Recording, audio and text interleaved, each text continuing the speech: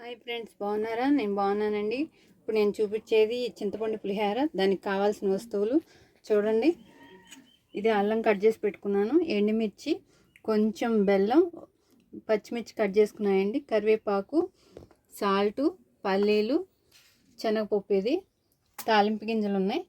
ఇది చింతపండుని నానబెట్టుకుని నేను మిక్సీ పట్టుకున్నాను, తొందరగా అయిపోద్దని. ఇది 50 గ్రాములు చింతపండు అండి, హాఫ్ కేజీ రైస్లోకి. ఇప్పుడు మనం కడాయి పెట్టుకున్నాం, స్టవ్ వెలిగించి చూడండి, ఆయిల్ వేస్తున్నాను. చింతపండు పులిహోర చాలా బాగుంటుందండి టేస్ట్. ఆయిల్ వేసానండి. ఇప్పుడు నేను కొంచెం జీలకర్ర వేస్తున్నాను. తర్వాత దానికి సరిపడా పసుపు వేస్తాను. చూడండి, పసుపు. మనం ఇప్పుడు పల్లీలు వేసుకుందాం. పల్లీలు టైం పట్టింది కాబట్టి పల్లీలు, తర్వాత శనగపప్పు వేసుకున్నాం. ఎండుమిర్చి వేస్తున్నా చూడండి. ఈ కొంచెం వేగాలండి. పల్లీలు శనగపప్పు వేగి ఎండుమిర్చి వేగిన తర్వాత మనం కరివేపాకు వేసుకున్నాం. ఇది చూడండి, పచ్చిమిర్చి, అల్లం, కరివేపాకు కూడా వేసేసాను దీంట్లో. ఇప్పుడు ఇవి వేయించుకుని మనం రైస్లో వేసుకున్నాం.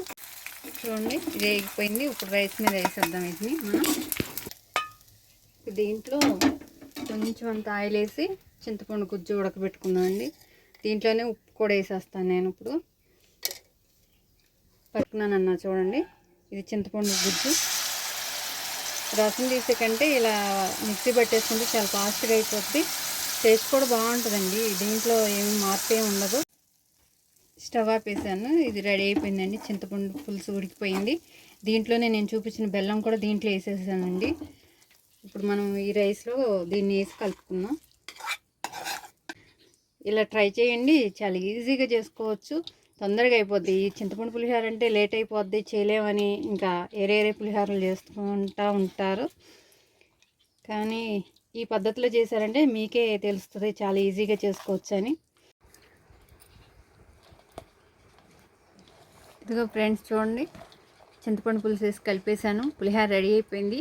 ఇది హాఫ్ కేజీ రైసు, 50 గ్రామ్స్ చింతపండు పడుతుందండి, గుర్తుపెట్టుకోండి. ఇది కొత్త చింతపండు, శ్రీరామనవమికి కొత్త చింతపండుతో పులిహోర చేస్తారు, అందుకే మేము చేసుకున్నాము. ఇదిగో చూడండి ఎంత బాగా వచ్చిందో. ఇలా చేత్తో కలుపుకుంటే చక్కగా కలుస్తుందండి. తినటానికి టేస్ట్ చాలా బాగుంది. నేను ఇంకోసారి తిని చూపిస్తున్నాను చూడండి. సూపర్. లైక్ చేయండి, షేర్ చేయండి, సబ్స్క్రైబ్ చేసుకోండి.